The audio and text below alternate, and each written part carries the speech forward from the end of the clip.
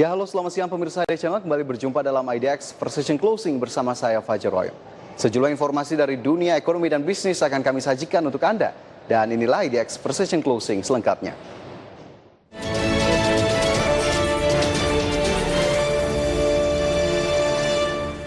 Ya, pemirsa, kita awali IDX Precision Closing kali ini dengan informasi dari penutupan indeks harga saham gabungan di sesi 1. Di mana terpantau pemirsa IHSG bergerak di zona merah dengan mencatatkan pelemahan sebesar 0,25%.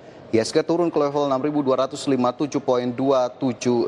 Penurunan dari level di penutupan kemarin pemirsa di 6.272.807 atau kemarin menguat 0,28%. Level indeks harga saham gabungan ini sendiri tercatat setelah melalui beberapa titik, terutama titik tertinggi di 6.294.140 dan juga level terendah di 6.254.555. Sementara jika kita lihat nilai transaksi yang tercatat hingga penutupan di sesi 1 hari ini mencapai 10,049 triliun rupiah.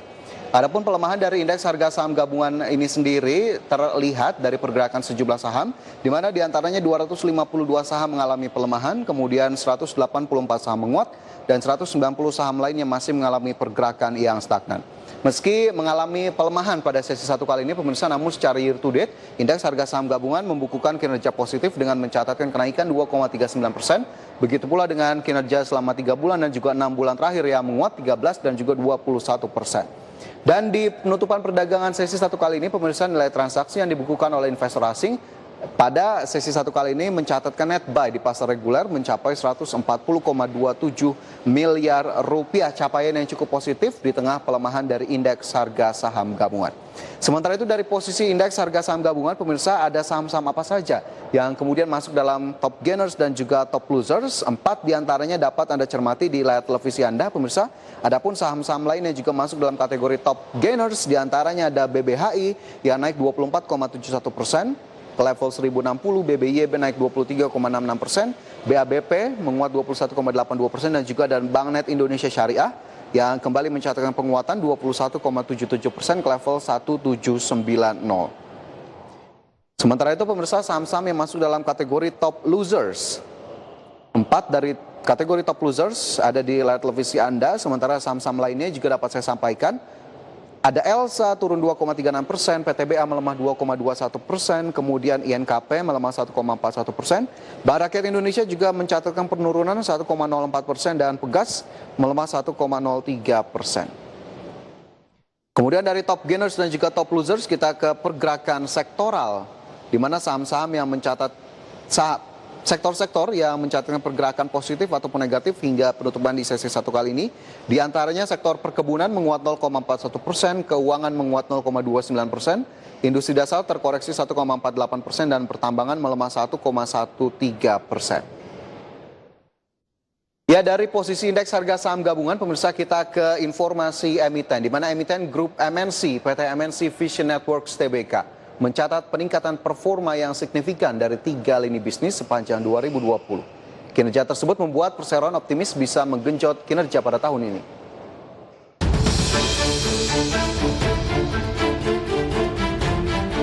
Ditopang oleh kinerja tahun lalu yang positif, PT MNC Vision Networks Tbk optimis bisa meningkatkan kinerjanya pada 2021. Hal tersebut seiring dengan pencapaian selama 1 tahun terakhir menjadi platform streaming video online langganan terbesar di Indonesia. Adapun sepanjang 2020, IPTV yang juga emiten grup MNC mengalami peningkatan performa yang signifikan dari 3 lini bisnis. Mengutip sindonews.com, Presiden Direktur IPTV Ade Cendra mengatakan entitas anak dan unit usaha perseroan mencetak pertumbuhan yang solid pada tahun lalu seiring berbagai inisiatif yang dilakukan perseroan mulai dari Vision Plus hingga K-Vision. IPTV mencetak pendapatan bersih sebesar 1,73 triliun rupiah sepanjang paruh pertama 2020. Pendapatan dari jasa satelit yang merupakan kontributor utama top line perseroan meningkat 11,58% year on year dari yang semula 1,11 triliun rupiah menjadi 1,24 triliun rupiah. Di sisi lain, beban yang ditanggung oleh perusahaan penyedia layanan MNC Vision, K-Vision, dan MNC Play juga naik tipis 1,02% dari yang semula 1,37 triliun rupiah menjadi 1,39 triliun rupiah. Sekedar informasi, IPTV melalui Vision Plus menduduki peringkat ke-6 situs hiburan yang paling banyak dikunjungi di Indonesia versi Comscore. Vision Plus memiliki lebih dari 1,6 juta pelanggan berbayar dengan 33 juta pengguna aktif bulanan. Berbagai sumber IDX Channel. Emiten BUMN pengelola jalan tol PT Jasa Marga Persero Tbk melalui anak usahanya PT Jasa Marga Related Business menganggarkan belanja modal atau capital expenditure senilai 90 miliar rupiah untuk pengembangan rest area di tahun ini.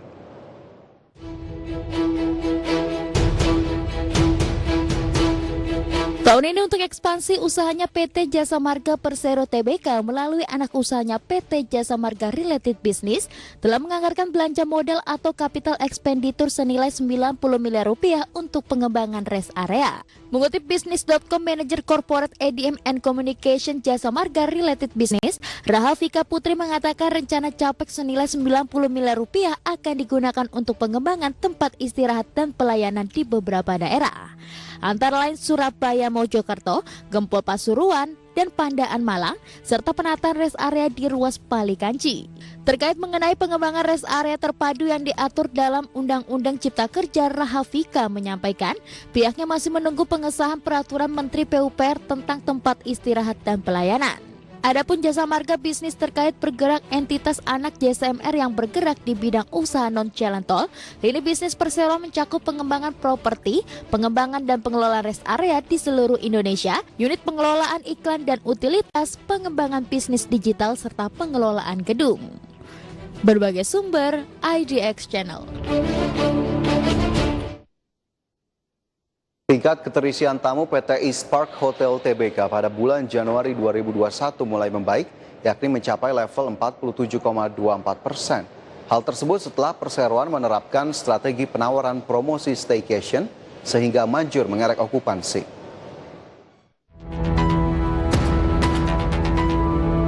PT East Park Hotel Tbk atau emiten dengan kode saham EAST telah menyiapkan sejumlah strategi untuk menghadapi tantangan di industri perhotelan tahun ini.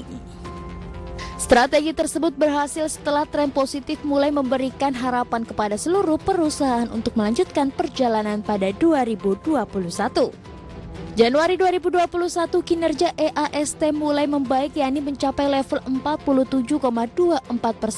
Strategi penawaran promosi staycation manjur mengerek okupansi. Catatan okupansi IS bulan lalu sebenarnya masih di bawah okupansi Januari 2020 sebesar 75%. Meski demikian, Persero melihat catatan tersebut sebagai pertanda positif di tengah situasi pandemi virus COVID-19 yang masih berlangsung. Tercatat selama bulan April hingga Mei 2020, IS sempat tidak terima pemasukan dari penerimaan tamu. Pada bulan Juni 2020, penerimaan melalui tamu hotel mulai membaik dengan okupansi 35% pada saat itu. Tren perbaikan okupansi tidak terlepas dari upaya IS memaksimalkan aktivitas pemasaran digital serta penawaran voucher staycation. Tren perbaikan okupansi juga terdorong oleh upaya IS untuk menghadirkan penambahan fasilitas baru.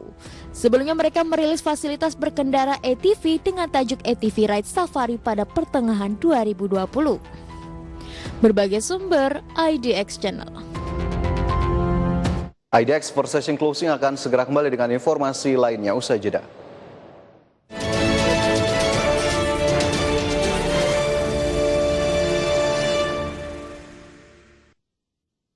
Kementerian Perdagangan mengungkapkan telah menangani sebanyak 37 kasus. Karena kondisi pandemi COVID-19 ini, masing-masing negara tentunya akan membuat kebijakan-kebijakan, regulasi-regulasi. Market hari ini sudah dibuka dan menghijau begitu, Anda ada di zona positif, akankah ini terus berlanjut? Saya masih mencermati untuk saham-saham ini ya, tambangan, saham alam putra nih ya, asli kan kemarin belum naik, ini potensi naik.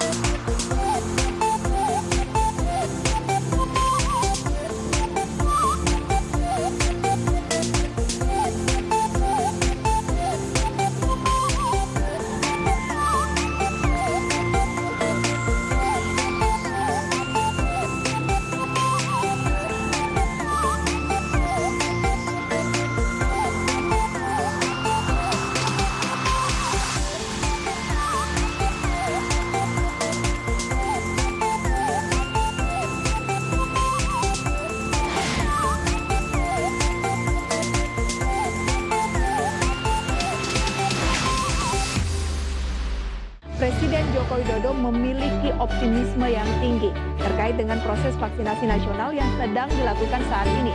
Bagaimana tanggapan dari pengusaha dengan angka ini? Tentu membuat kita harus lebih berhati-hati. Langkah apa yang tepat dilakukan untuk bisa meningkatkan pemahaman masyarakat? Komunikasi publik adalah kunci. Jadi kita harus bisa menunjukkan kepada masyarakat bahwa vaksinasi itu penting.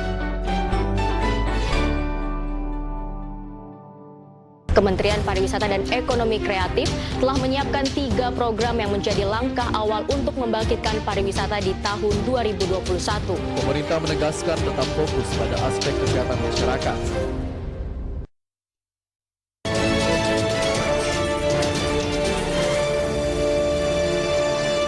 Anda kembali bersama kami dalam IDX Precision Closing. Guna mendorong program peningkatan nilai tambah batu bara, pemerintah resmi memberikan insentif atau pengenaan royalti 0% kepada pelaku usaha di sektor tersebut. Adapun insentif diberikan untuk pemenuhan kebutuhan bahan baku industri. Pemerintah resmi menerbitkan Peraturan Pemerintah Nomor 25/2021 tentang penyelenggaraan bidang energi dan sumber daya mineral yang merupakan peraturan pelaksana dari Undang-Undang Nomor 11/2020 tentang Cipta Kerja. Salah satu ketentuan yang dimuat di dalamnya adalah insentif untuk komoditas batu bara yang diberikan untuk program peningkatan nilai tambah batu bara atau hilirisasi. Insentif tersebut berupa pengenaan royalti sebesar 0% diberikan dengan mempertimbangkan kemandirian energi dan pemenuhan kebutuhan bahan baku industri. Adapun pengenaan royalti hingga 0% tidak berlaku terhadap seluruh batu bara yang diproduksi pelaku usaha. Namun hanya dikenakan terhadap batu bara yang digunakan dalam kegiatan peningkatan nilai tambah batu bara. Pemerintah memang tengah gencar mendorong program peningkatan nilai tambah batu bara. Selain pengurangan tarif royalti batu bara, Kementerian ESDM juga tengah menyiapkan beleit yang mengatur mengenai harga khusus bahan baku batu bara untuk program hilirisasi. Berbagai sumber IDX Channel. Ya, pemirsa, untuk mendorong program hilirisasi batu bara, pemerintah resmi memberikan insentif berupa royalti 0%. Lantas apa dampak dari kebijakan tersebut? Dan langsung saja kita bahas topik kali ini bersama dengan rekan Mangi Veracong. Halo, selamat siang Mangi. Halo, selamat siang Fajar. Ya Mangi, terkait informasi ini begitu ya, royalti 0%. Bagaimana kemudian laporan Anda mengenai hal ini? Adakah kemudian yang bisa dibagikan ke pemirsa? Baik, terima kasih Fajar. Ya pemirsa, jika kita bicara terkait dengan batu bara ya, yang memang merupakan salah satu energi fosil atau energi tidak bisa diperbaharui dan bisa juga disebut sebagai emas hitam. Nah, sebenarnya manfaat dari batu bara ini juga cukup banyak sekali ya di dalam negeri, antara lain untuk pembangkit tenaga listrik dan juga bisa menghasilkan produk gas dan juga bahan bakar industri. Selain itu, ternyata menurut International Energy Agency, Indonesia ini masuk ke dalam urutan keempat begitu ya, sebagai produsen batubara terbesar di dunia. Dan untuk urutan pertama ternyata ditempati oleh Cina, kemudian ada India, kemudian ada Amerika Serikat, kemudian Indonesia dan juga Australia. Dan ternyata baru-baru ini pemerintah resmi memberlakukan kebijakan insentif ya, ataupun royalti 0% terhadap pelaku usaha di sektor tersebut.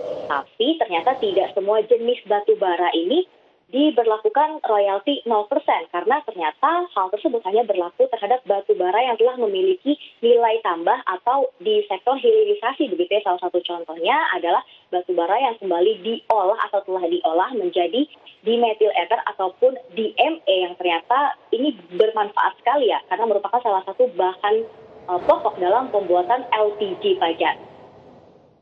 Oke, tapi sebelum kita berbicara lebih banyak Mangi terkait dengan royalti 0% begitu yang akhirnya ditetapkan oleh pemerintah, seberapa banyak sih produksi batubara Indonesia sebetulnya sejauh ini? Baik, untuk produksi batubara yang dihasilkan oleh Indonesia ini kita bisa saksikan bersama-sama pemirsa melalui layar televisi Anda, di mana pada tahun 2017 Indonesia ini memproduksi sebanyak 461 juta ton batubara. Kemudian di tahun 2018 meningkat menjadi 557 juta ton, dan di tahun 2019 ini kembali meningkat lagi begitu ya, menjadi sekitar 610 juta ton. Dan ternyata ada beberapa wilayah di Indonesia yang memang menjadi produsen terbesar batu bara, antara lain adalah Aceh Barat, kemudian juga Kota Baru di Kalimantan Selatan. Oke, jadi ada beberapa daerah begitu ya memang penghasil utama dari batu bara, dan kita tahu memang pemerintah dari tahun ke tahun memberlakukan kebijakan wajib batu bara atau domestic market obligation. Seperti ini juga menjadi pendorong utama untuk produksi batu bara bisa semakin besar dari tahun ke tahun memenuhi kebutuhan dalam negeri. Tapi melihat kebijakan terbaru ini royalti 0% untuk batu bara, Mangi, apa kemudian tujuan dari pemberlakuan aturan ini sebetulnya? Baik, salah satu tujuan pemerintah ya dalam memberlakukan royalti 0% ini adalah untuk mendorong program hilirisasi batu bara dan juga untuk mendorong sektor hilirisasi batu bara agar lebih berkembang ekonomis dan juga lebih kompetitif. Selain itu pemerintah juga ingin mendorong begitu ya penggunaan batu bara di dalam negeri, salah satunya lewat dimethyl ether atau DME tadi yang memang merupakan salah satu bahan pokok dalam pembuatan LPG. Dan untuk lebih jelasnya kita bisa saksikan bersama-sama pemirsa melalui tayangan berikut ini, yaitu pernyataan dari Menteri ESDM Arifin Tasrif.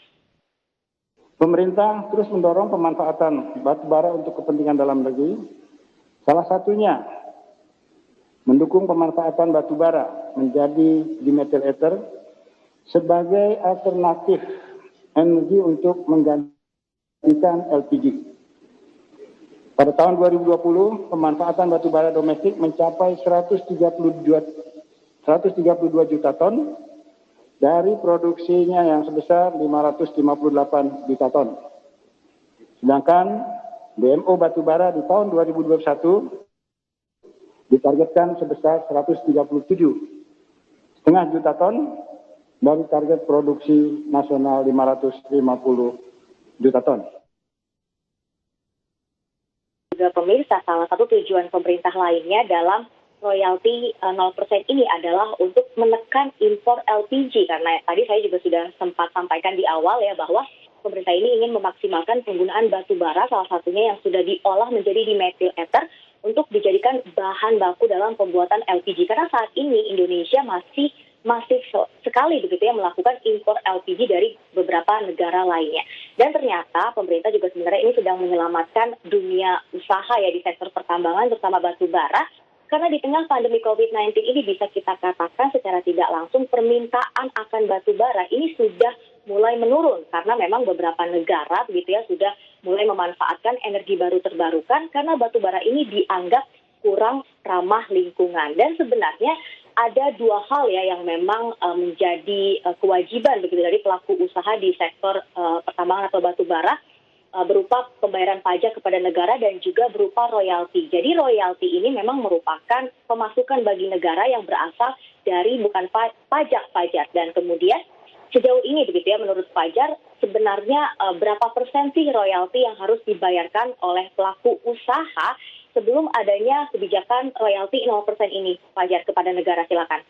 Oke, jadi memang berdasarkan data, Mangi dan juga pemirsa, royalti yang harus dibayarkan dalam industri ini diantaranya ada perjanjian karya pengusahaan pertambangan batu bara begitu atau PKP 2B ini sebesar 13,5%, dan kemudian ada juga izin usaha pertambangan atau IUP dengan besaran 3 hingga 7%. Jadi memang ini ada jarak juga begitu ya dengan pemberlakuan yang kembali diterapkan oleh pemerintah terkait dengan royalti 0% ini sendiri. Tapi jika kita berbicara lebih jauh terkait dengan industri batu bara dalam negeri, Mangi, kita tahu tadi produksinya cukup besar. Tapi apakah kemudian ekspornya juga cukup besar dari Indonesia? Seberapa banyak ekspor yang dilakukan oleh Indonesia untuk komoditas batu bara?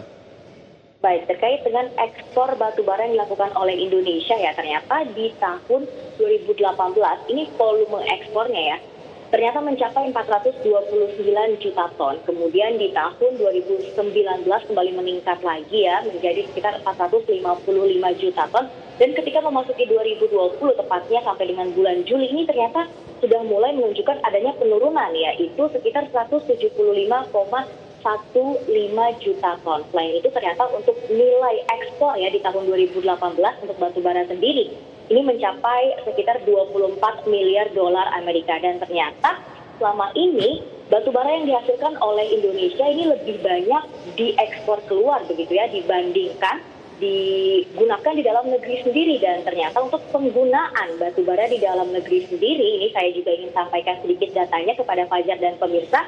Di tahun 2018 ini hanya sekitar 115 juta ton.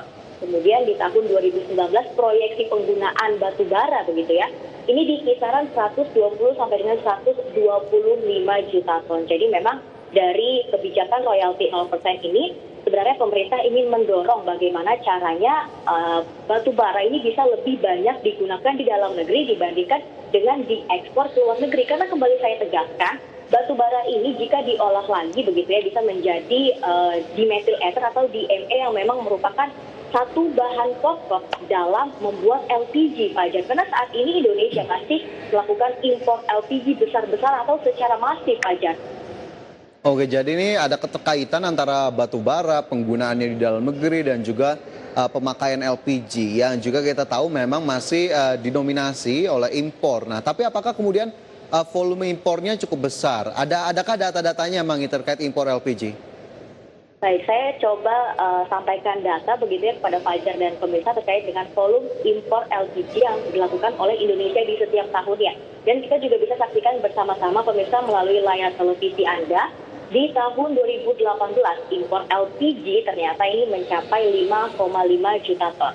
Kemudian di tahun 2019 kembali meningkat menjadi sekitar 5,73 juta ton. Dan di tahun 2020 jumlahnya lebih banyak lagi nih, ternyata mencapai 6,2 juta ton. Sedangkan untuk nilai impor LPG saja di tahun 2018 ini telah mencapai 3 miliar dolar Amerika. Artinya jika semakin banyak volume LPG yang diimpor, artinya juga semakin banyak nilainya begitu ya. Dan apabila hal ini dibiarkan terus berlanjut, ini akan membawakan dampak yang kurang baik bagi negara Indonesia, yang salah satunya akan mengganggu defisit ya, akan menyebabkan defisit neraca perdagangan, kemudian juga akan mengganggu cadangan devisa. Dan ternyata di setiap tahun ya pemerintah juga selalu menganggarkan dana subsidi bagi LPG, dan ternyata jumlahnya juga cukup besar sekali ya. Kita bisa saksikan bersama pemirsa melalui layar televisi Anda untuk anggaran subsidi terkait dengan LPG yang telah disiapkan oleh pemerintah di setiap tahunnya. Di mana di tahun 2018 ternyata mencapai 58,14 triliun, kemudian di 2019 mencapai 42,47 triliun rupiah, dan di 2020 mencapai 50,6 triliun rupiah. Dan bisa kita katakan ya pemirsa dan juga Fajar, jumlah ini bukan jumlah yang sedikit. Jika memang ke depannya Indonesia ini bisa menekan impor LPG, bisa saja anggaran yang tadinya disiapkan untuk subsidi LPG ini bisa dialokasikan ke hal-hal yang lebih penting, contohnya untuk penanganan pandemi COVID-19, mungkin untuk juga program vaksin dan juga vaksinasi. Tapi menurut Fajar sendiri ya, sejauh ini seberapa banyak sih pemakaian LPG yang dilakukan oleh masyarakat Indonesia, Fajar? Ya, volume impor yang besar tentunya ini juga memang inline begitu Mangi dengan pemakaian LPG di dalam negeri. Kita tahu dari data yang berhasil saya dapatkan, pemakaian LPG di dalam negeri di tahun 2020 sebesar 8,81 juta ton. Kemudian di tahun 2021 pemakaian LPG diproyeksikan sebesar 9,51 juta ton. Adapun di tahun 2022 10,2 juta ton pemakaian LPG diproyeksikan di dalam negeri. Jadi tadi data-data volume impor juga memang masih cukup berbanding lurus dengan pemakaian LPG yang cukup tinggi di dalam negeri. Nah, kemudian jika kita kembali lagi Mangi ke persoalan royalti 0% begitu ya untuk batu bara, apakah kemudian penerapan atau pemberlakuan peraturan ini diyakini tidak akan mengganggu pendapatan negara, Mangi? Iya, ternyata menurut pemerintah sendiri dari pemberlakuan royalti 0% ini tidak akan mengganggu pendapatan negara. Karena jika program hilirisasi batu bara ini bisa berjalan dengan baik dan lancar, maka akan memberikan multiplier efek yang cukup banyak ya. Salah satunya bisa menciptakan lapangan pekerjaan dan juga bisa menggerakkan ekonomi di daerah. Nah, jika dua hal tersebut ini bisa berjalan dengan baik, maka bisa kita katakan bisa menjadi substitusi begitu ya dari hilangnya pendapatan negara akibat royalti 0%. Dan jika kita cermati lebih jauh, sebenarnya kebijakan royalti 0% ini hampir mirip Fajar dan juga pemirsa dengan kebijakan PPNBM atau DP 0% yang memang beberapa waktu lalu juga telah diresmikan oleh pemerintah. Mungkin jika kita lihat dalam jangka pendeknya memang akan berpengaruh begitu ya terhadap pendapatan negara. Tapi jika kita lihat jangka panjang ya justru ini akan menambah pendapatan negara dari sisi perpajakan. Karena kembali lagi, tadi saya sampaikan di awal ya begitu, ada dua hal yang memang menjadi kewajiban dari para pelaku usaha begitu ya di sektor pertambangan atau batubara kepada negara, yaitu membayar pajak dan juga membayar royalti. Nah, kedepannya jika memang kebijakan ini bisa berjalan dengan baik, maka pendapatan negara dari sisi perpajakan ya yang dihasilkan oleh para pelaku usaha di sektor pertambangan ini akan semakin meningkat dan juga akan semakin banyak. Dan kedepannya kita lihat lagi jika memang kebijakan ini bisa berhasil, akan memberikan dampak yang cukup baik sekali ya, antara lain bisa menekan impor LPG, kemudian juga bisa membuat cadangan devisa kita lebih balance dan aman begitu ya. Kemudian bisa juga mengurangi defisit neraca dagang, dan juga apabila kita bisa mengurangi anggaran terkait dengan subsidi LPG, maka dana-dananya ini bisa dialokasikan ya untuk kebutuhan lainnya, contohnya untuk kebutuhan penanganan pandemi COVID-19. Dan jika kita perhatikan sebenarnya secara tidak langsung dengan adanya kebijakan royalti 0% ini juga memberikan dampak yang cukup positif ya, atau angin segar terhadap emiten di sektor pertambangan ataupun emiten batubara, Fajar. Oke, jadi memang kita harapkan dampak positifnya akan lebih besar begitu ya dari penerapan atau pemberlakuan kebijakan ini, baik untuk hilirisasi batubara ataupun mungkin penggunaan dalam negeri yang memang bersifat prioritas. Baik Mangi, sepertinya kita sudah sampai di ujung diskusi kita kali ini. Terima kasih banyak sudah berbagi siang hari ini Mangi. Kita akan lanjutkan di lain waktu. Ya, pemirsa IDX Precision Closing akan segera kembali dengan informasi lainnya. Tetaplah bersama kami.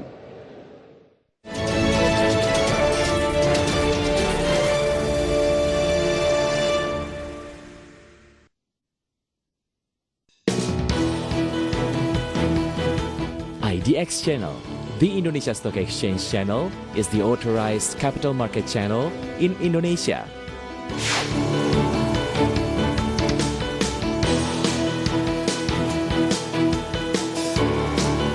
To give references to global investors, IDX Channel also presented the news about the dynamic of Indonesia's economy, business, and capital market in English. IDX Channel also have different types of programs. They are Special Dialogue, Market Opening, Market Review, IDX First Session Closing, IDX Second Session Closing, Market Headlines, and News Screen. IDX Channel is aired 24 hours a day with 5 hours live program from Indonesia Stock Exchange trading floor. Our vision and mission as the only capital market TV channel in Indonesia that is committed to improve the capital market knowledge in the country. News that had been delivered on IDX Channel can also be seen on our digital platforms, so you can give yourself an update about informations anywhere and everywhere. IDX Channel can be watched through Vision Channel, First Media Channel, IndiHome Channel, and Vision Plus, and also live streaming on idxchannel.com. IDX Channel provides information from around the world from different perspectives. We provide you various investment strategies, stock options, inspiring figures for your business references.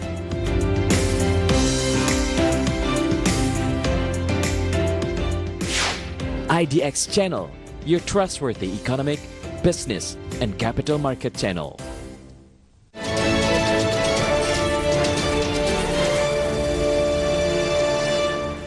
Anda kembali bersama kami dalam IDX Precision Closing. Pemirsa, 5 bahan tambang saat ini masuk dalam kategori komoditas tambang utama non-migas di Indonesia. Dan langsung saja kita ulas lengkapnya dalam infografis berikut ini.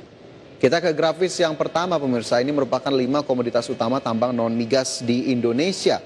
Di mana yang pertama kita lihat komoditas batu bara seperti yang kita tahu, kemudian juga tembaga, bauksit, nikel dan juga biji besi. 5 komoditas utama tambang non-migas di Indonesia. Ya pemirsa, dari kelima komoditas pertambangan non-migas tersebut, batu bara untuk saat ini masih menjadi komoditas ekspor non-migas andalan Indonesia. Hal itu karena pasar ekspor batu bara Indonesia masih sangat besar dan terbuka sejalan dengan kebutuhan penggunaan energi batu bara di sejumlah negara di dunia yang terus mengalami peningkatan seperti di India dan China. Kemudian wilayah mana sajakah yang selama ini menjadi wilayah tambang batu bara utama di Indonesia? Kita lihat dalam grafis berikutnya pemirsa, di mana Indonesia dikenal sebagai produsen batu bara terbesar di dunia, dan apa saja kemudian daerah-daerahnya. Yang pertama adalah Aceh Barat di Nangro Aceh Darussalam, kemudian Tanjung Enim di Provinsi Sumatera Selatan, kemudian Sawah Lunto di Provinsi Sumatera Barat, kemudian kita bergeser ke Kalimantan, ada Kota Baru di Kalimantan Selatan, dan juga Sorong di Papua Barat. Kementerian Energi dan Sumber Daya Mineral mencatat saat ini potensi cadangan tambang batu bara di Indonesia yang masih cukup tinggi, yakni mencapai 37 miliar ton. Cadangan tersebut diperkirakan akan tahan hingga 62 tahun ke depan apabila tentunya dilakukan penambangan. Dan Kementerian SDM sebagai regulator pertambangan di Indonesia juga secara rutin menetapkan harga batu bara acuan yang diperoleh dari rata-rata indeks Indonesia Coal Index, Newcastle Export Index, Global Coal Newcastle Index, dan Platts 5,900 pada bulan sebelumnya. Di mana nantinya harga ini akan digunakan secara langsung dalam jual beli komoditas batu bara selama 1 bulan pada titik serah penjualan secara free on board di atas kapal pengangkut. Lantas bagaimana kemudian perkembangan atau fluktuasi dari harga batu bara acuan dalam 7 bulan terakhir? Langsung saja kita lihat datanya berikut ini pemirsa. Di mana pada bulan Agustus 2020 harga batu bara acuan Indonesia $50 Amerika Serikat per ton, kemudian bergerak ke $49,42 per ton pada September, $51 Amerika per ton pada Oktober, kemudian mengalami peningkatan ke level $55,71 Amerika per ton pada November tahun lalu, kemudian $59,65 Amerika Serikat per ton. Harga batu bara kembali mencatat kenaikan pada awal 2021, terpantau dari harga Januari ke posisi $75,84 Amerika dan juga $87,79 Amerika Serikat per ton yang menjadi harga batu bara acuan Indonesia. Dan sebagai informasi, perubahan harga batu bara acuan diakibatkan juga oleh faktor turunan supply dan faktor turunan demand. Adapun untuk faktor turunan supply dipengaruhi oleh cuaca, teknis tambang, kebijakan negara supplier hingga teknis di supply chain seperti kereta, tongkang maupun loading terminal. Sementara untuk faktor turunan demand dipengaruhi antara lain oleh kebutuhan listrik yang turun dan berkorelasi dengan kondisi industri, kebijakan impor dan juga kompetisi dengan komoditas energi lain seperti LNG, nuklir dan juga hidro. Dan harga batu bara acuan ini juga erat kaitannya dengan ekspor batu bara Indonesia. Bagaimana kemudian realisasi ekspor batu bara Indonesia ke 5 negara tujuan terbesar bagi Indonesia? Kita lihat dalam grafis berikutnya pemirsa, di mana ini merupakan 5 negara tujuan utama ekspor batu bara 2019 berdasarkan data dari Badan Pusat Statistik. India menjadi tujuan utama dari Indonesia dengan 122,69 juta ton, kemudian China 65,67 juta ton. Kemudian Jepang menempati tempat ketiga dengan ekspor batu bara dari Indonesia sebanyak 28,43 juta ton, kemudian Korea 29,55 juta ton, dan Taiwan 4,3 juta ton. Dan India dan China masih menjadi motor utama bagi ekspor batu bara Indonesia. Ya pemirsa, pemerintah menargetkan ekspor batu bara pada tahun ini setidaknya bisa mencapai 412,5 juta ton atau naik 35% dari capaian ekspor pada 2020 yang tercatat hanya sebesar 305,77 juta ton. Adapun volume penjualan batu bara ke luar negeri pada 2021 ini didasarkan pada target produksi batu bara sebesar 550 juta ton dan juga penjualan batu bara untuk kebutuhan dalam negeri atau domestic market obligation sebesar 137,5 juta ton. Dan tentunya kita berharap pasar ekspor batu bara akan terus pulih sejalan dengan pemulihan ekonomi dunia, sehingga tentunya dapat berkontribusi terhadap devisa negara, khususnya dari ekspor komoditas Indonesia. Ya itu tadi pemirsa informasi seputar aktivitas produksi dan juga ekspor dari batu bara Indonesia. Semoga bisa menjadi tambahan informasi dan juga referensi untuk Anda. Dan jangan kemana-mana pemirsa, kami akan segera kembali dengan informasi lainnya.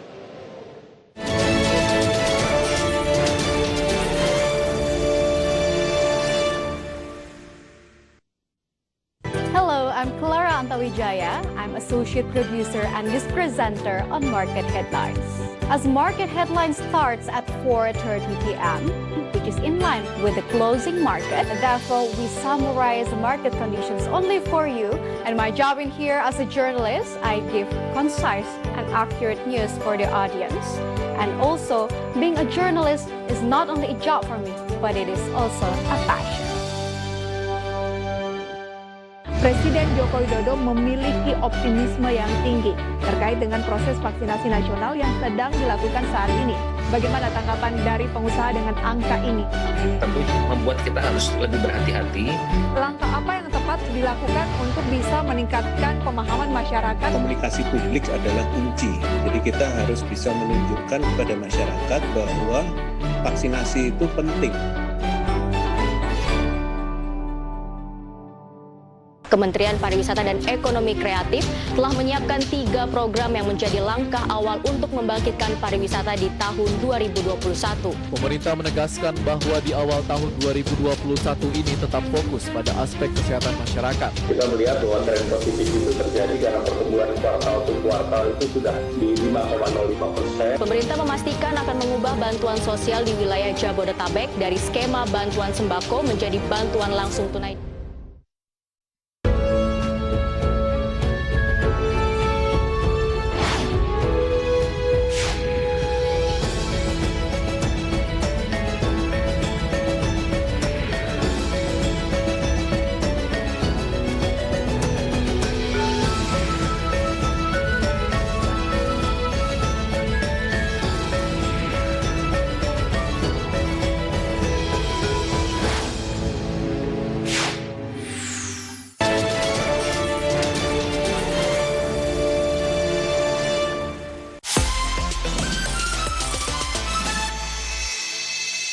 Masih bersama kami dalam IDX per session closing dan informasi berikutnya masih seputar batu bara pemirsa, di mana 7 negara masuk dalam daftar penghasil batu bara terbesar di dunia, termasuk diantaranya Indonesia. Dan langsung saja kita ulas informasi selengkapnya dalam IDX Statement berikut ini. Batu bara hingga kini masih menjadi sumber energi terbesar yang dibutuhkan dunia. Dan jika dilihat dari besarnya penggunaan, sumber energi yang masuk dalam energi tak terbarukan ini menempati penggunaan terbesar kedua setelah minyak bumi. Pada umumnya, batu bara digunakan sebagai sumber pembangkit listrik, serta bahan bakar industri dan hilirisasi untuk menciptakan nilai tambah produk. Dan sejalan dengan perkembangan industri dunia, maka kebutuhan akan batu bara juga terus meningkat. Kendati demikian, batu bara acap kali disebut sebagai sumber energi yang menimbulkan masalah lain, yakni polusi emisi karbon dan kerusakan lingkungan. Di sisi lain, karena terus-menerus digunakan untuk kebutuhan yang meningkat, cadangan batu bara di sejumlah negara pun mulai menipis. Namun sejumlah negara justru terus meningkatkan produksi komoditas yang juga kerap disebut sebagai emas hitam ini. Dan berikut 5 negara yang pada tahun lalu tercatat sebagai penghasil batu bara terbesar di dunia. Di urutan pertama adalah China. Negeri tirai bambu ini berada di urutan pertama sebagai negara penghasil batu bara terbesar, di mana China menempati posisi pertama dalam beberapa dekade terakhir. Setiap tahun, China menduduki peringkat tertinggi negara produsen batu bara dunia, dengan produksi batu bara mencapai 3,55 miliar ton per tahun. Tidak hanya sebagai produsen, China juga tercatat sebagai salah satu importir batu bara terbesar di dunia, termasuk dari Indonesia. Hal itu karena konsumsi batu bara yang tinggi di negara tersebut. Di posisi kedua ada India. Negara di Asia Selatan ini mencatatkan diri sebagai negara kedua penghasil batu bara terbesar dunia. Adapun produksi batu bara di negara ini mencapai 771 juta ton rata-rata per tahun. Seperti halnya China, India pun tercatat sebagai salah satu importir batu bara terbesar di dunia, termasuk dari Indonesia. Hal itu karena India masih sangat menggantungkan batu bara sebagai sumber energinya, termasuk untuk pembangkit listrik. Berikutnya, Amerika Serikat berada di peringkat ketiga sebagai produsen batu bara terbesar di dunia, di mana negeri Paman Sam ini tercatat menambang batu bara sebanyak 685 juta ton pada tahun 2018. Negara dengan produksi batu bara terbesar keempat adalah Indonesia. Sejumlah sumber mencatat Indonesia sebagai salah satu negara produsen batu bara terbesar di dunia. di mana produksi batubara Indonesia mencapai puncaknya pada sekitar tahun 2005 sampai tahun 2010. Dan pada tahun 2018, produksi batubara Indonesia sebesar 549 juta ton dan yang terbanyak berasal dari pertambangan di Kalimantan. Di urutan terakhir, 5 besar penambang batubara terbesar di dunia ada Australia. Negeri kanguru ini secara tradisional adalah negara yang masuk deretan produsen batubara terbesar dunia sejak beberapa dekade silam. Adapun produksi batubara di negeri kanguru ini pada tahun 2018 tercatat sebesar 483 juta ton. Demikianlah informasi yang kami sajikan dalam IDX Statement kali ini. Semoga apa yang kami sajikan dapat menambah khasanah ruang informasi Anda. Sampai jumpa dalam IDX Statement berikutnya.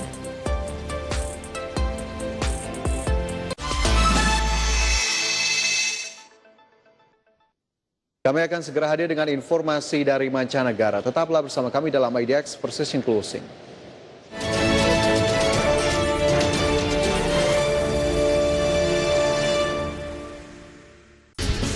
Presiden Jokowi disuntik vaksin Sinovac, pemerintah resmi menggelar vaksinasi nasional. Public figure ternama Raffi Ahmad menjadi artis atau selebritis layar kaca pertama yang mendapatkan penyuntikan vaksin Sinovac. Vaksinasi COVID-19 ini penting kita lakukan untuk memutus rantai. Hari ini tenaga kesehatan mulai menerima vaksinasi.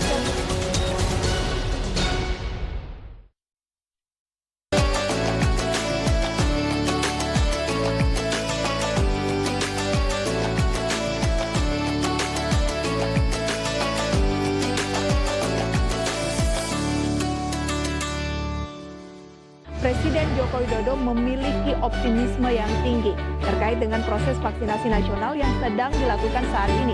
Bagaimana tanggapan dari pengusaha dengan angka ini? Tentu membuat kita harus lebih berhati-hati. Langkah apa yang tepat dilakukan untuk bisa meningkatkan pemahaman masyarakat? Komunikasi publik adalah kunci. Jadi kita harus bisa menunjukkan kepada masyarakat bahwa vaksinasi itu penting. Kementerian Pariwisata dan Ekonomi Kreatif telah menyiapkan 3 program yang menjadi langkah awal untuk membangkitkan pariwisata di tahun 2021. Pemerintah menegaskan tetap fokus pada aspek kesehatan masyarakat. Market hari ini sudah dibuka dan menghijau begitu, ada di zona positif. Akankah ini terus berlanjut? Saya masih mencermati untuk saham-saham ini ya, tambangan, saham Alam Putra nih ya, asli kan kemarin belum naik, ini potensi naik.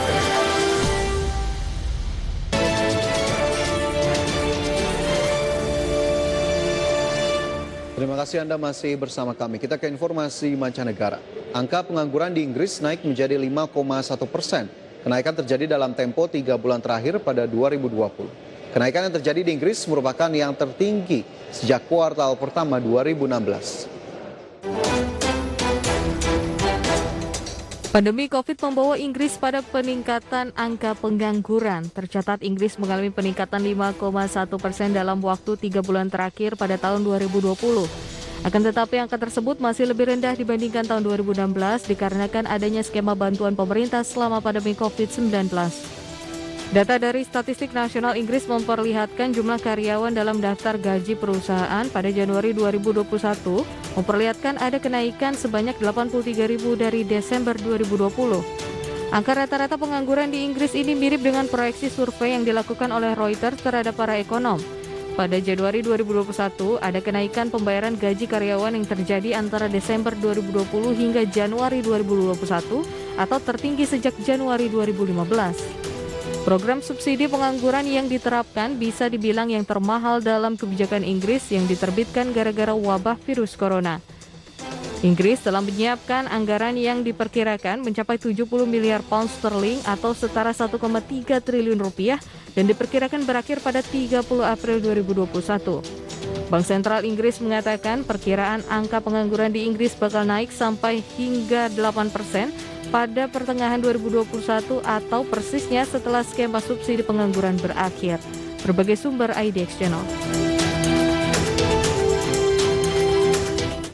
Ya, pemirsa, kendaraan berbasis listrik mulai bertebaran di dunia. Mitsubishi Fuso Truck and Bus Corporation mengumumkan pihaknya telah melepas 200 unit total truk listrik Fuso e-Canter di dunia. 3 tahun setelah peluncuran produksi seri kecil, pengiriman truk listrik Fuso e-Canter telah melampaui 200 kendaraan. Mobil niaga yang pernah dipamerkan di Indonesia ini memiliki pembeli di 11 negara.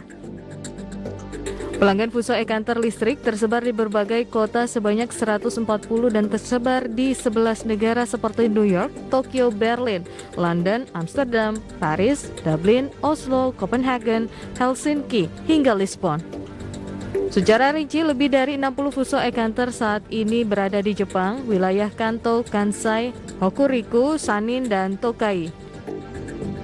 E-Canter banyak digunakan sebagai truk logistik perkotaan jarak dekat. Karakternya sering ditemui stop and go seperti pengiriman ke rumah, pengiriman paket perkotaan, dan penyimpanan toko serba ada.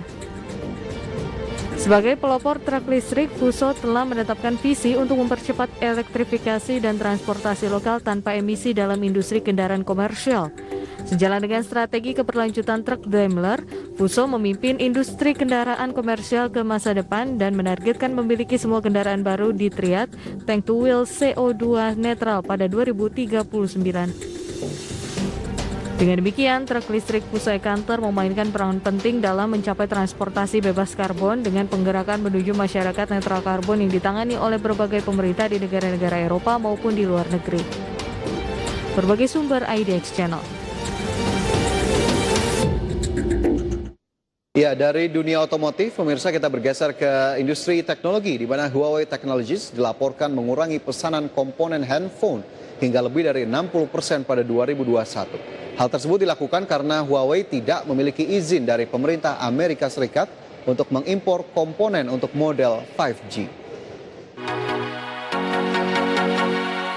Huawei akan mengurangi separuh produksi smartphone-nya tahun ini. Hal tersebut dilakukan untuk menjaga biaya agar bisa tetap rendah. Kabar terbaru menyebutkan Huawei telah memberitahu pemasoknya bahwa pesanan untuk komponen smartphone-nya akan dipotong lebih dari 60% tahun ini. Laporan tersebut mengutip sumber dari berbagai pemasok yang mengungkapkan bahwa Huawei hanya berencana memesan komponen untuk 70 hingga 80 juta smartphone di tahun 2021. Pesanan komponen yang paling dikurangi dari para pemasok adalah untuk smartphone 5G. Kebijakan tersebut diduga terkait dengan sanksi yang dijatuhkan oleh Amerika Serikat kepada perusahaan China tersebut. Hingga kini, Huawei belum memberi keterangan resmi perihal masalah tersebut. Namun, sanksi Amerika Serikat telah membuat raksasa teknologi China itu jatuh ke posisi 3 di industri smartphone global, di belakang Samsung Electronics dan Apple. Dengan berlanjutnya sanksi pembatasan ekspor Amerika Serikat, Huawei kemungkinan akan kehilangan kekuatan lebih jauh tahun ini. Akibat kebijakan tersebut, Huawei tidak bisa mendapat pembaruan Android. Huawei juga kehilangan akses ke berbagai layanan Google, mulai dari toko aplikasi Play Store, Gmail, hingga Maps. Sehingga perusahaan itu mengambil langkah untuk mengembangkan toko aplikasi sendiri hingga membuat sistem operasi sendiri Harmony OS. Berbagai sumber IDX Channel.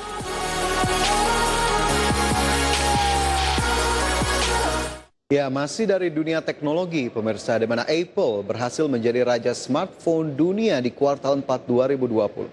Ini karena raksasa teknologi itu berhasil mengirimkan 80 juta unit smartphone di tengah pandemi COVID-19. Mengutip hasil riset pasar smartphone yang baru dirilis IDC, Apple menjadi raja ponsel dunia sepanjang kuartal keempat 2020. Akan tetapi Samsung adalah sang penguasa di 2020. Sepanjang kuartal 4 2020, raksasa teknologi asal Cupertino tersebut mengirimkan iPhone sebanyak 90,1 juta unit ke seluruh dunia. Berkat iPhone 12 series, pihak Apple mampu meningkatkan pengapalan 22,2% dari tahun sebelumnya, sehingga membuat Apple menguasai 23,4% pangsa pasar ponsel global. Dalam laporan itu disebutkan hal ini menjadi yang pertama kalinya Apple berada di puncak pasar smartphone dunia sejak 2016, menyingkirkan Samsung. Samsung berada di urutan kedua dengan jumlah pengapalan 73,9 juta unit ponsel sepanjang Oktober hingga Desember 2020. Jumlah tersebut hanya naik 6,2% dari sebelumnya. Di sisi lain, Apple tidak melaporkan penjualan unit untuk perangkatnya, namun perusahaan mengatakan pendapatan dari iPhone tumbuh sebesar 17% pada kuartal 4 2020 secara tahunan menjadi 65,6 miliar dolar Amerika. Bisnis Apple yang bersifat musiman dan kuartal yang berakhir pada Desember biasanya mencatatkan penjualan tertinggi perusahaan. Berbagai sumber IDX Channel. Kita ke informasi lainnya pemirsa. Hingga kini Kementerian Keuangan masih melakukan finalisasi dari aturan pelaksana kebijakan pembebasan PPNBM kendaraan bermotor yang akan berlaku pada 1 Maret 2021. Kepala Badan Kebijakan Fiskal Kementerian Keuangan memastikan langkah ini akan merangsang daya beli dan mendorong kredit mengalami peningkatan. Kebijakan insentif pajak penjualan atas barang mewah atau PPNBM kendaraan bermotor yang akan berlaku mulai Maret 2021 dipastikan akan memperkuat pertumbuhan ekonomi nasional di kuartal pertama tahun ini. Pemerintah akan menanggung penuh PPNBM atau 100% mulai Maret hingga Mei 2021. Kemudian pada bulan Juni hingga Agustus turunkan menjadi 50% dan 3 bulan terakhir turun lagi menjadi hanya 25%.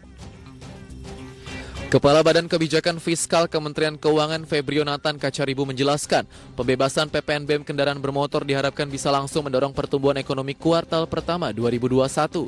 Apalagi pemerintah menetapkan kandungan dalam negeri minimal 70%, sehingga diharapkan dapat menciptakan produk domestik bruto di dalam negeri yang pada akhirnya ikut mendorong penyaluran kredit perbankan. Insentif PPNBM ini kita harapkan mendorong konsumsi mulai dari sejak kuartal 1. Itulah alasannya kenapa kita bisa berharap itu berlakunya mulai dari Maret, sehingga masyarakat bisa langsung memanfaatkan dan itu langsung mendorong juga terjadinya penyaluran kredit dari perbankan, sehingga harapannya nanti multiplier efeknya itu langsung kita rasakan. Kementerian Keuangan berharap pertumbuhan ekonomi kuartal pertama 2021 akan lebih baik dibandingkan kuartal sebelumnya. Bahkan jika akselerasi pemulihan cukup baik, maka ekonomi pada kuartal pertama bisa berada di zona positif. Dari Jakarta, Raharjo Patmo, IDX Channel. Ya pemirsa, 1 jam sudah saya menemani Anda dalam IDX per session closing. Semoga berbagai informasi yang kami sudah hadirkan dapat menjadi referensi dan sumber informasi untuk Anda. Dan tentunya tetap perbaharui terus informasi pasar modal dan ekonomi lainnya hanya di IDX Channel, your trustworthy economic business and capital market channel. Saya Fajar Wayong dan rekan-rekan yang bertugas undur diri. Terima kasih. Sampai jumpa.